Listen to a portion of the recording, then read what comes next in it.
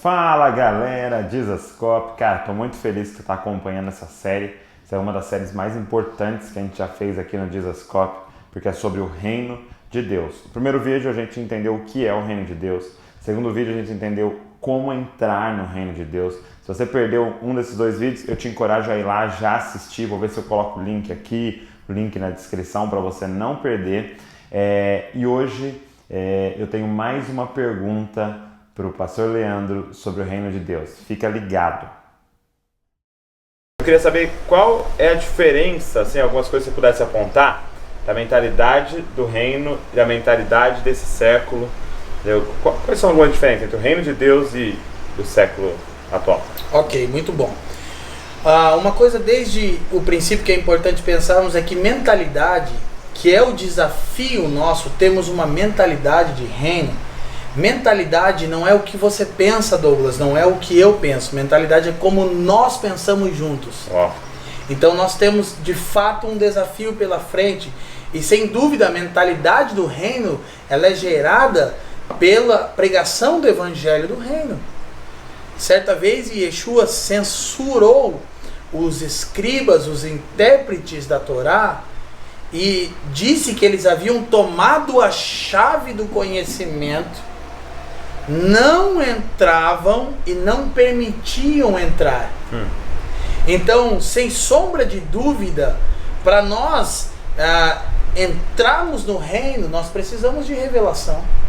A nossa mente precisa ser iluminada com a luz do Espírito a partir das Escrituras. Então, aqui nós temos um desafio enorme, porque todo o nosso pensamento, ele é um pensamento grego. Ele é um pensamento totalmente pagão. E eu não quero dizer com isso de forma nenhuma que os grandes filósofos, como Sócrates, Aristóteles, Platão, enfim, não trouxeram contribuição, porque de fato trouxeram grande contribuição. Mas você vai perceber na profecia de Daniel capítulo 2, que é a visão de Nabucodonosor sobre os reinos, que fala sobre essa vinda do reino de Deus como uma rocha que esmiuça todos os outros impérios humanos.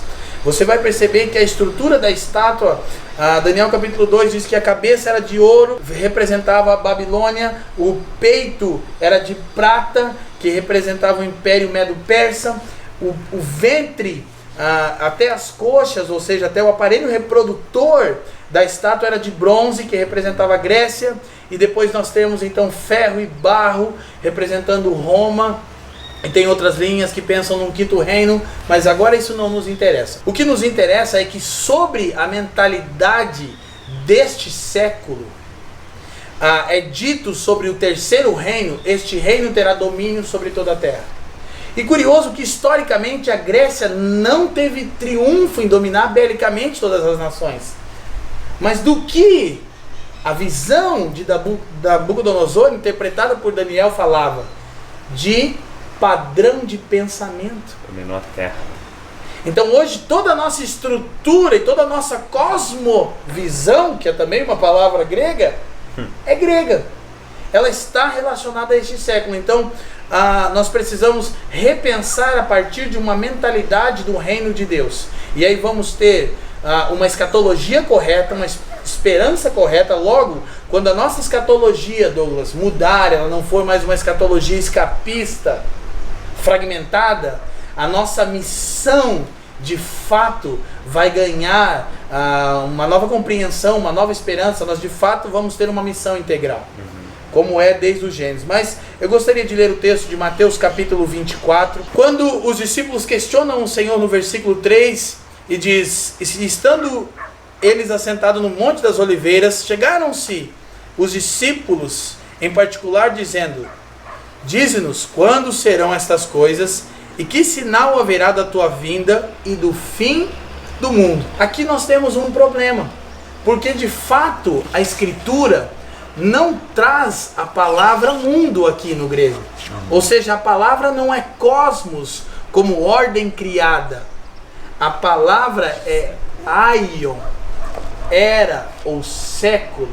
faz referência ao período de tempo. Os discípulos esperavam a consumação desta era. E como nós já falamos desde o primeiro vídeo, o reino de Deus é eterno, presente e vindouro. E esse reino que é eterno e é vindouro, ele invadiu o presente. Ele invadiu o presente século. Agora, esse período de tempo que nós estamos, que Paulo chama de século, de era, ele é dominado pelo príncipe deste mundo. Por aquele que é tanto o princípio da rebelião, como aquele que cria um padrão de vida que desonra o Criador.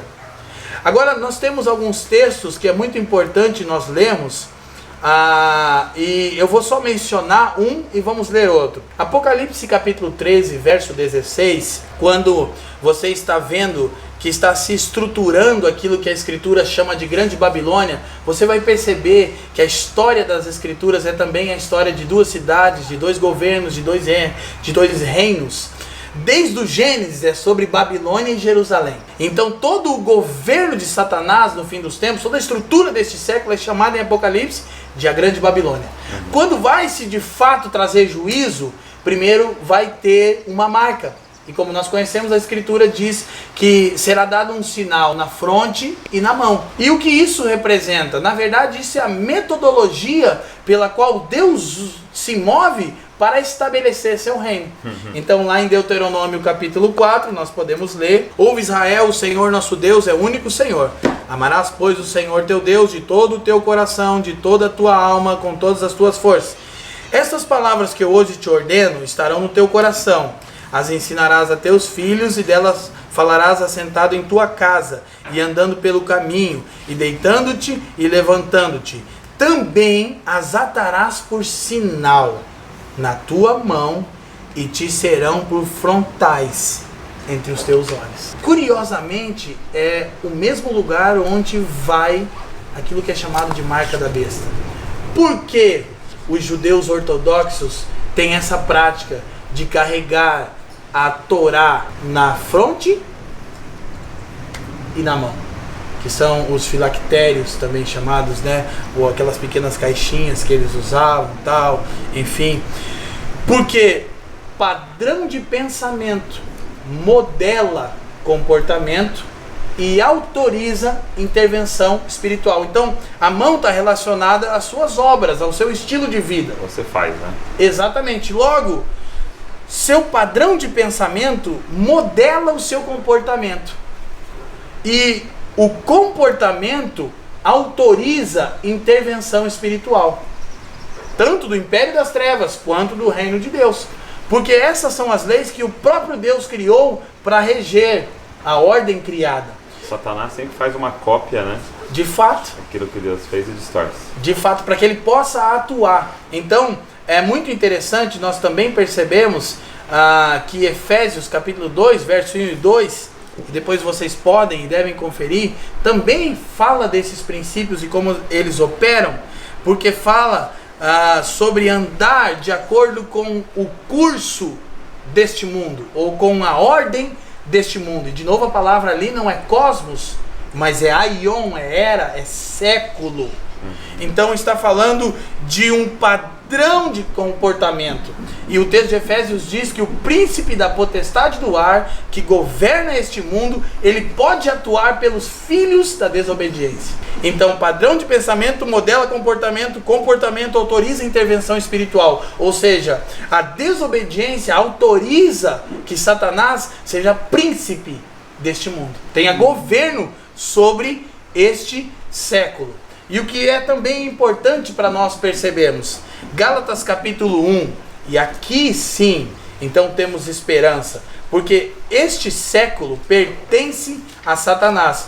Entretanto, as Escrituras, elas dizem em Gálatas capítulo 1, uma verdade gloriosa que aparece em outros textos, mas aqui fica muito clara. Verso 3 e 4 diz: graça a vós e paz da parte de Deus e Pai de nosso Senhor Yeshua o Messias, ou Jesus o Cristo, o qual se deu a si mesmo por nossos pecados para nos resgatar, livrar do presente século mal ou perverso, segundo a vontade de Deus, nosso Pai. O que a Escritura está dizendo? Que o reino vindouro, que pertence à era vindoura, aquilo que os profetas chamavam daquele dia, ele se sobrepôs sobre essa era. E o reino vindouro invadiu o presente século. E é isso que Yeshua fez quando encarnou. E aqui está a missão da igreja. Então agora o reino que é por vir, ele é real, ele é agora. Sim, ainda não pleno, mas ele pode ser experimentado. Houve uma invasão. A era vindoura do reino de Deus invadiu o presente século, governado por Satanás. Então, qual é a característica dessa era? É sufocar a palavra do reino, como Mateus capítulo 13 mostra, que um que recebeu a palavra do reino e teve alegria, mas logo ela se perdeu, é aquele que com os cuidados deste mundo, diz o texto, com as solicitudes, e de novo a palavra é aion, século. Com esse padrão, com essa ordem de coisas, sufocou a mensagem que foi recebida em primeira instância com alegria. Então o reino de Deus começa de dentro para fora. Então quando ele fala não ameis este mundo, está falando de século. Exatamente, ele não está falando mentalidade. Sem dúvida. Ele não está falando da ordem criada, mas ele está falando da ordem que está estabelecida, que rege, de um padrão de pensamento deste século. Então é interessante nós percebemos também, por exemplo, em Colossenses 1,13, que diz que Deus em Cristo nos transportou do império das trevas, a presente era, para o reino do Filho do seu amor. Então o reino é, e ainda não, na plenitude não, mas ele é. Eu posso experimentar realidade espiritual. Como? Por troca de mente, por arrependimento, por de fato ser modelado pela palavra. Então 2 Coríntios 4, Douglas, diz que o Deus deste século é Satanás. Então ele é chamado de príncipe e de Deus deste século, desta atual ordem de coisas. Logo, é por isso que nós precisamos repensar algumas verdades, mas para fecharmos aqui de fato o entendimento, temos um texto em Mateus capítulo 12, o versículo 29, diz assim: ou como pode alguém entrar na casa do homem valente e furtar os seus bens, se primeiro não amarrar o valente, saqueando então a sua casa? Esse texto o Senhor está fazendo uma referência a Ele próprio. Ele está mostrando que o reino vindouro na sua pessoa invadiu a presente era, porque ele estava expelindo demônios, que é um sinal do reino agora, do reino presente. E isso é muito fantástico, porque o homem forte, o homem valente é Satanás. Sua casa é esta era, ok? E os seus bens são homens e mulheres escravizados pelo poder do pecado. E ele está dizendo que ele invadiu e tinha autoridade para manietar, para amarrar o valente e saquear os seus bens. Então é também muito interessante, Hebreus capítulo 12, é importante que possamos ler esse texto, capítulo 2, Hebreus capítulo 2, versículo 14, diz assim: e visto como os filhos de Deus participam da carne e do sangue, também ele, fazendo referência a Jesus, participou das mesmas coisas, para que pela morte aniquilasse o que tinha o império da morte, isto é, o diabo, e livrasse todos os que com medo da morte estavam por toda a vida sujeitos à servidão. Então o texto diz que a invasão desta era na pessoa do Senhor, do reino vindouro, ela aniquilou, e outras versões diz destruiu. Mas a pergunta fica: o diabo está destruído? É a mesma dinâmica do reino. Sim e ainda não. Sim e ainda não. Porque a palavra para destruir ou aniquilar aqui no grego é katargio. Significa privar de influência ou poder. Limitar a esfera de atuação. E aí que fala então que ele só tem essa influência, esse poder sobre os filhos da desobediência. Exatamente. É por isso também que Paulo diz em Efésios 4: não deis lugar ao diabo. E por isso que Yeshua diz em Mateus 16 que as portas do inferno não prevalecem contra a igreja. Porta não anda, É a igreja que deve acessar esses lugares e, por meio da autoridade que foi conferida a ela em Cristo e de experimentar a realidade do reino que já é, avançar, trazendo o governo de Deus, trazendo o domínio de Deus, trazendo a manifestação da sua vontade. Então o reino é, e ainda não, ele pode ser experimentado, como também Hebreus capítulo 6 fala daqueles que provaram os poderes do mundo vindouro, da era vindoura. Então, concluindo, o que a gente precisa é de uma renovação da nossa mentalidade, por uma forma de pensar do reino de Deus que modele o nosso comportamento e abra então autorização para um agir espiritual de Deus na nossa vida. Se você está gostando dessa série, se ela está abençoando a sua vida, eu queria te encorajar a conhecer o livro O Evangelho do Reino. Foi a indicação do pastor Leandro e é o livro que melhor embasa tudo isso que nós estamos aprendendo aqui. Eu li esse livro no mês passado, cara, e foi assim uma mudança de mentalidade na minha vida em relação ao reino de Deus. A palavra de Deus nunca mais foi a mesma depois desse entendimento aqui. Deixe seu curtir, deixe seu comentário, compartilhe essa série toda, assiste os outros vídeos, reveja esse anotando. Tenho certeza que Deus tem grandes coisas para nós. Deus abençoe você e não se esqueça, você é uma cópia de Jesus.